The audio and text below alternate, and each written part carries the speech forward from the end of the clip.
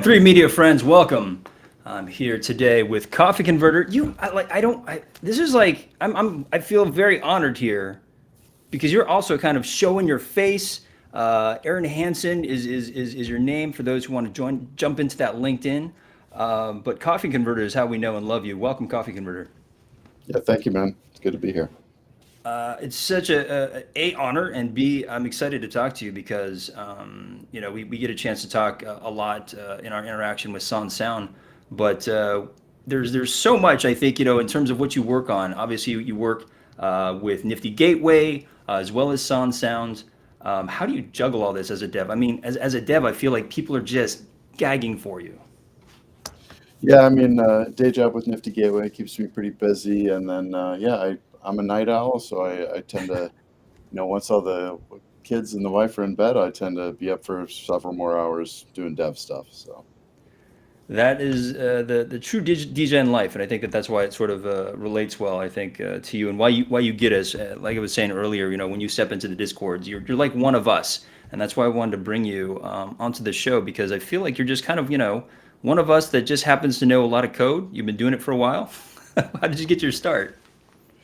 yeah, I started coding when I was, I don't know, maybe 12 or 13. I had a friend who had a computer, and we tinkered around with that. It was Commodore 64, and my sister won a similar computer on a radio call-in show, and that was my first actual computer. Be the 10th color or whatever on the local pop channel. And so I started tinkering them with that and kind of self-taught, and then helped through the computer classes in high school, helped the teachers in that class grading work for him, and then went to university for it, and been working in the industry ever since. So I yeah. was I was right with you up in like helping. I was that kid too that like would help like the computer teacher and stuff like that. But then like after college, it was just like I went other ways and it didn't work out well for me. Should have stayed on the track and joined the ranks because you went to college, but you kind of found your way into Web3. Every time I hear about it, I hear bits and pieces of your history in sort of Web3 and blockchain and even Bitcoin. But I guess where was that entry point for you? Yeah, so I think I got interested in Bitcoin. It was late 2013, early 2014, somewhere around there, and invested in it a bit, tinkered with it, mining, running a node, things like that. Had some mining. I still have my mining hardware here, actually.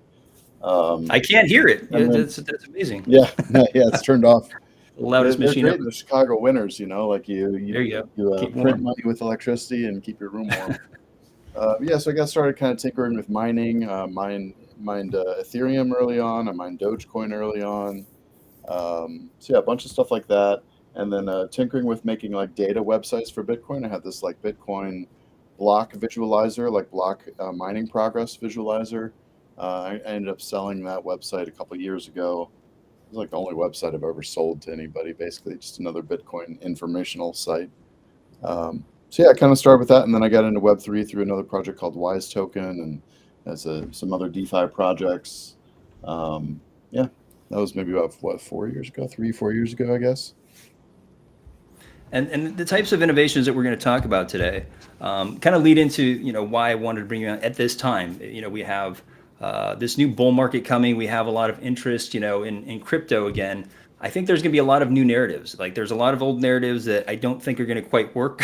With the flipping and all that. I think obviously we want a lot more utility. We want a lot more things. But the how and there's certainly a lot of protocols within ERCs and within sort of that ecosystem in which to activate and bring that utility. But what are they and what is actively being done? And I think that you're doing some great work with Sound in terms of token bound accounts, ERC 6551. What I guess led to beginning to implement and beginning to bring that to bear for that particular collection? Yeah, so it was something that Dev and I had talked about a lot over the course of this year as it kind of became uh, in the headspace of Web3. 6551 in the spring kind of was first talked about, and it was super interesting from the get-go. We just thought in the summer that it might be too early for us, but then as we kind of looked into it more, we decided, what, this opens up a lot of doors. It's all backwards compatible. You're not really delivering a different token. You're just a lot, pushing the use of these token bound accounts, or at least allowing for it. Anyone can do it on any of their tokens, in existence, but if you kind of leverage it in certain ways, we have some ways we leverage it directly in the contract, which is fun. So, yeah, there's a lot of stuff that could be done with it in the future. It's still pretty new. The standard itself is still in review, but who knows, could go final this year. But yeah, I'm excited to see what we can do with it, and it's the sort of thing you can fade in. You can opt in as much as you want. You can choose to just do a light version of it, and then you can, as you grow, you can choose to leverage it more heavily. And from the project side, it seems like a great way to add value. And I think that that's something that, it harkened to me of maybe Oniforce, where they created, a whole collection of they call their frames.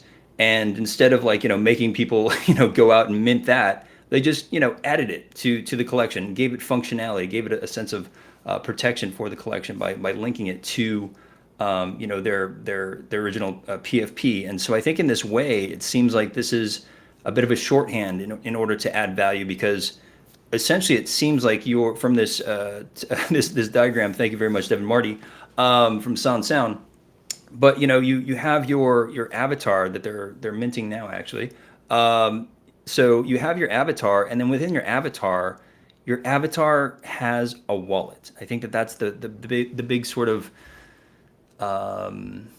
thing to think about in terms of like, well, what is the ERC 6551 standard, right? It's a wallet for your NFT. Yeah, the 6551 is essentially just a standard that defines a way to link an NFT with a wallet, like a smart contract wallet. Smart contract wallets you might be familiar with are things like Gnosis Multisig. That's a smart contract wallet that can use multiple signers to execute transactions. So this is a And then little bit stepping back, different. that is actually something that a lot of people don't know, but is essentially a way for I've seen it, in work with founders who want to approve transactions that are critical to the project. Say, we want to, get this approved. You have to have multiple signatures in order to have it approved. Right. Yeah, you can define different structures, like we need three out of five to sign, or you can say, two out of whatever. You can define those rules, add and remove people, and so forth. After rock Um, paper scissoring, best out of yeah, five. Yeah. exactly. um, but yeah, I mean the 6501 is essentially like a way to deterministically like have an address that is calculated just from like the token contract, the token ID, the chain, a couple other parameters, but it's a way for you to calculate ahead of time, like this will be the token bound account address for that one. You can choose to deploy it if you want to, but that address is there. You can send things to it ahead of time, and then deploy the actual smart contract wallet token bound account later, which is a reasonable gas fee. I think it's something like 100K gas, which is whatever, $10 with normal gas fees, something like that, You're 10 just doing that all in $15. your head. I love Yeah, that. well, of I'm course it like, depends. I get Guayas up my rear, 90 Yeah, it's like Guay. ETH price, gas prices. Of course, there's a lot of things that could change, but a reasonable gas fee, and then you've got this wallet that's kind of multi-purpose. You can extend it later if you so choose to, but essentially, like whoever owns the NFT for that token bound account always has control of that token bound account and can execute transactions through it essentially. Um, And and the so if value I state, sell that's if I that's sell what's you my cool. NFT, now you've got control of it. Exactly. So this avatar will retain that NFT, that will retain those assets.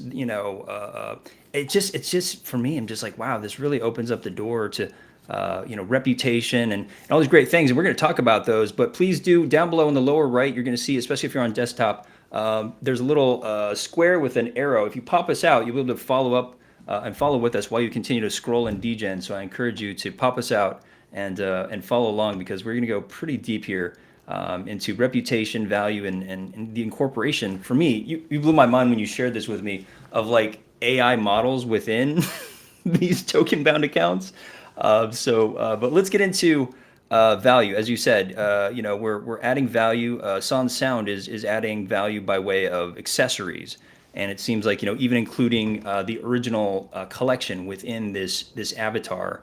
By having the accessories, like what are the limitations? Is there a certain number? Is there gas fees associated with its use, etc.?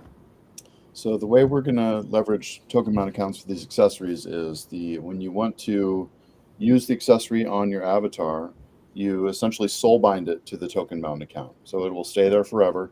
And you can only have one unique copy of any one accessory. Like if you have two of the same helmet or something, Hmm. only one could get bound to token number one, avatar number one, So you two, three, can't four. double burn and increase the rarity until Yeah, I you got can. all 10 helmets on my head. Yeah, it's a way of like making sure you don't fat finger 10 of them all to one. Like, oh man, I was going to sell some or I was going to put them on a different avatar. So it's just there's one slot for each token ID essentially in that collection on the token mount accounts. But yeah, and the interesting thing is we aren't even leveraging the token mount account per se. We're really just leveraging the token mount account address as a destination, a deterministic destination that each of these single NFTs in the collection has as a permanent destination. And Hmm. if we so choose to leverage more of the account later, we can have people deploy their accounts, pay that little gas fee. But just as a destination for the collection where these get soul bound to when you go to kind of lock them onto your avatar. And then once they're locked onto your avatar, soul bound to your avatar's token mount account, now you can swap them for free with just a signature, no gas at all. You don't pay gas, we don't pay gas. It regenerates the layers from whatever you're swapping, from Oh, that's whatever's kind key. of like in the closet of your avatar or something. Yeah. That's kind of how I think about it. Oops. Hold on. Who's doing that? So the idea of adding this for me clarifies so much in terms of the project perspective, the ability to airdrop, the ability to control the experience of airdrops. Because I'll be honest, sometimes it's just like, when I get an airdrop, I won't know about it, and I'll see it on Twitter. Oh, airdrop, and I'm like, oh, is this real? Is this fake? And then like, oh, I got to go look for it. Oh, no, no, no, it's in your hidden folder. Mhm. Okay. And so like, it takes me a while and it's like, is this the right one? How do I verify it, etc. This seems like it really clarifies this process of I'm going to give traits, to the community. I'm going to give value to the community. Yeah, and what's really cool about this is that you can, of course, still do like an airdrop in the traditional sense where we snapshot who holds what and airdrop it to the wallet that holds the NFTs. But this opens up the other idea of airdropping it right to the token mount accounts.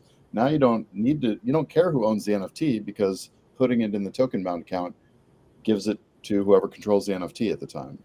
They always have control of that token mount account. So you airdrop right to the token mount accounts some soul bound traits like, hey, this set of avatars now has this trait in their wallet forever, in their tokens wallet. So yeah.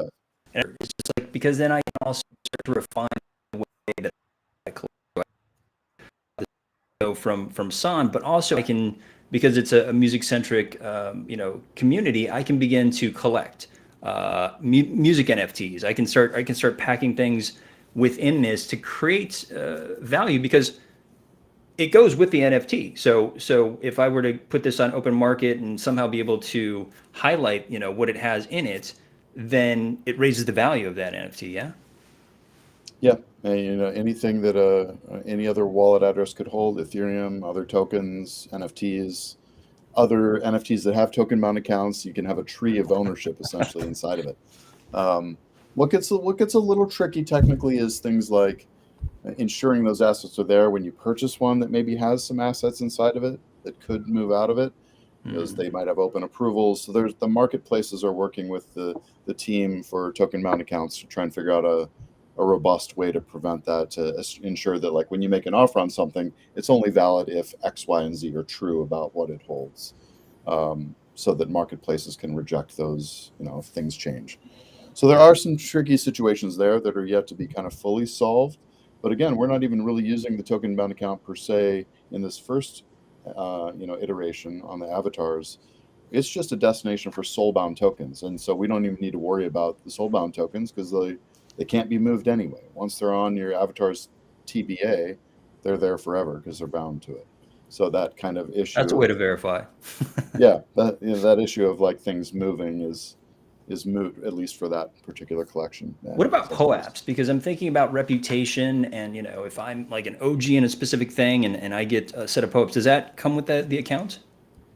Yeah, I mean, anything you can do as a general user, you can essentially do with one of these token bound accounts because they're structured in a way. The standard account is structured in a way where you, as the NFT owner, can sign any message through it. You can have it execute any transaction, arbitrary transactions essentially. So you could sign into Uniswap with it and trade tokens right through your token bound accounts holdings. If it has wrapped Ethereum, you trade for some other coins. You can earn POAPs and claim them through your token bound account.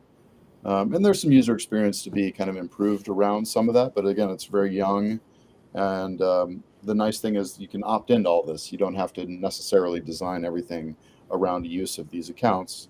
But us using it in this nice deterministic way as a destination for our accessories is a perfect thing to start with, at least for us. Because also, it is part of the blockchain, and so all its activity will be recorded on the blockchain, so Mhm. it has another way of creating history just within that NFT, which I think is so interesting for reputation. Yeah, it gives it kind of a life of its own for sure. I mean, you build up a trading history. Yeah, you put stuff in it that you like. I created a token bound account on one of my Son Origins a couple months ago just for fun, and started putting some Sanga comics in it. My favorite Sanga covers or This is a whatever. great place to put them, right? Yeah, right. And yeah, like when you talk about music tracks, you could imagine an artist, having NFTs that have copies of the music tracks soul bound to the token bound account, and whoever, you can go and sell that entire account essentially through the one NFT, and not have to pay all these transfer costs for all the things it holds. And we're not even talking about the gaming aspect where you can actually put in like the actual game elements and weapons and armor and stuff. It Yeah. blows my mind when I think about.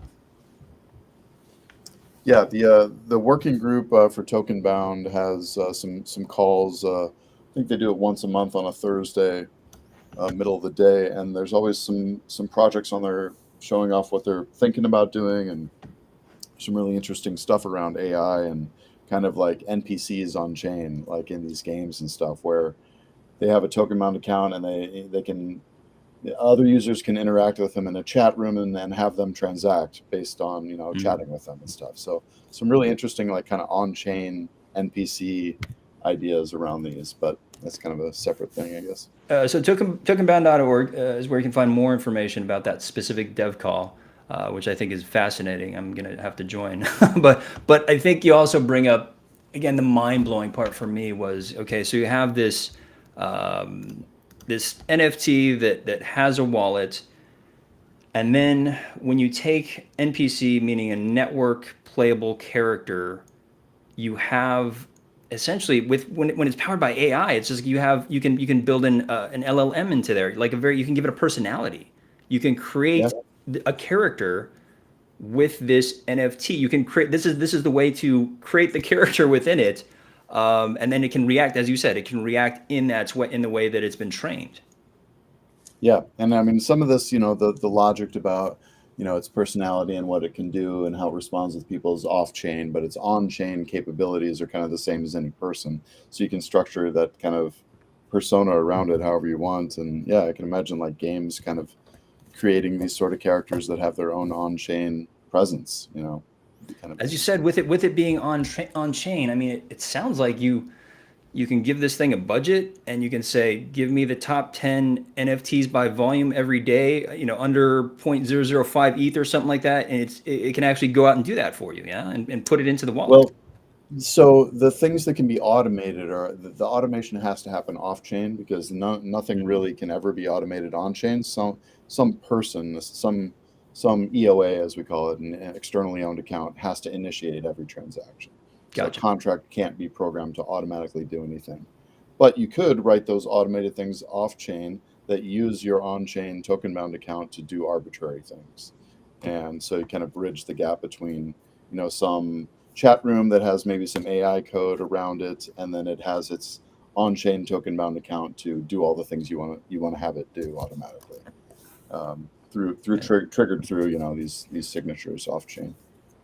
And I think that for me, that opens up a lot of the ideas of, we talk, I even hate sort of using the term metaverse, but like, having an ability to have these characters, begin to, develop the personality, develop these so that they can interact on their own. And Parallel Alpha is doing an insane demo of these types of interactivities where you send your NPC into the game and it farms, whatever game it is, and it farms and it leads farmers.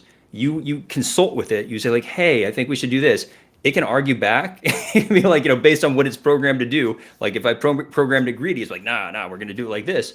And it will carry out, the missions based upon, that information that, you give it, and it deems appropriate for the particular game.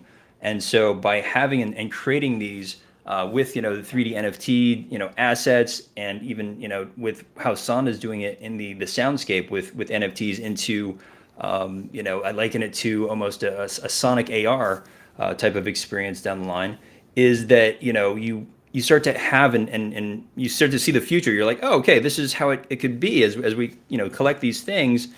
They're more than just the pure representation of just like the character of the ape, and then like, oh yeah, I'm the ape. This could start to generate its own digital identity.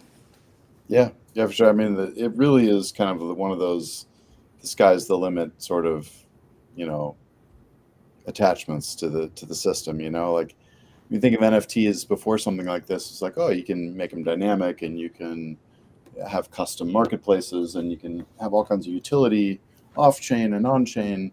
But this really gives it a wallet. It becomes like a human on chain in a lot of ways, right? Um, and I remember you touched on the metaverse. I remember seeing some of the Token Mound people in a talk talking about like, have you guys gone into the metaverses? Most of them are like empty. Like there's not a lot going on. You'll see a few random humans here and there.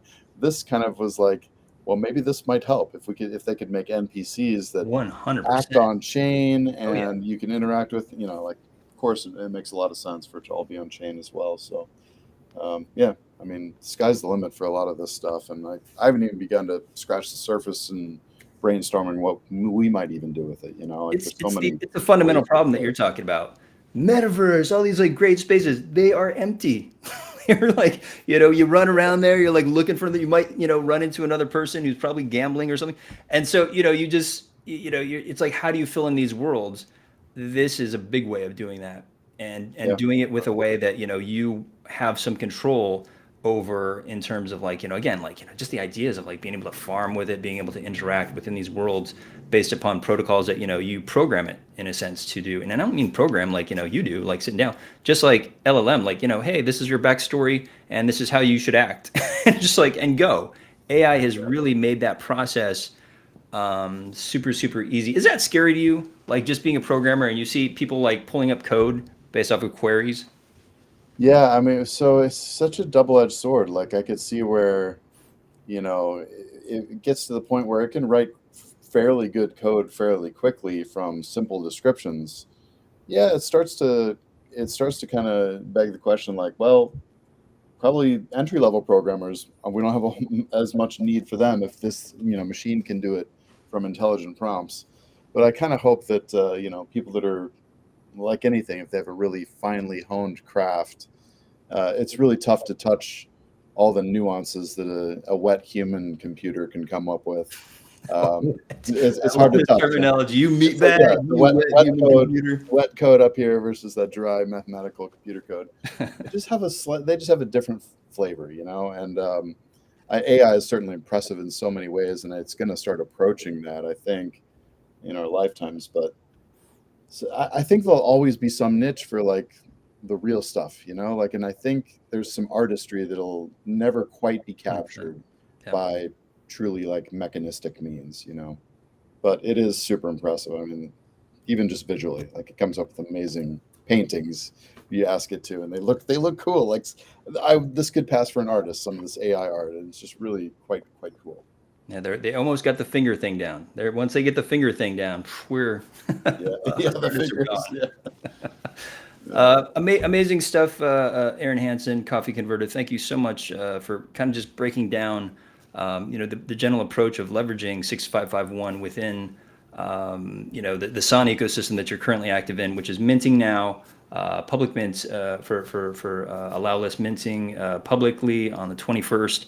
And then after that, I feel like, in terms of, developer world, that sort of frees you up. So I'm gonna put your link down below if you want to get hold of Aaron Hansen, who does have, clearly he doesn't sleep. He works all day and he stays up all night coding.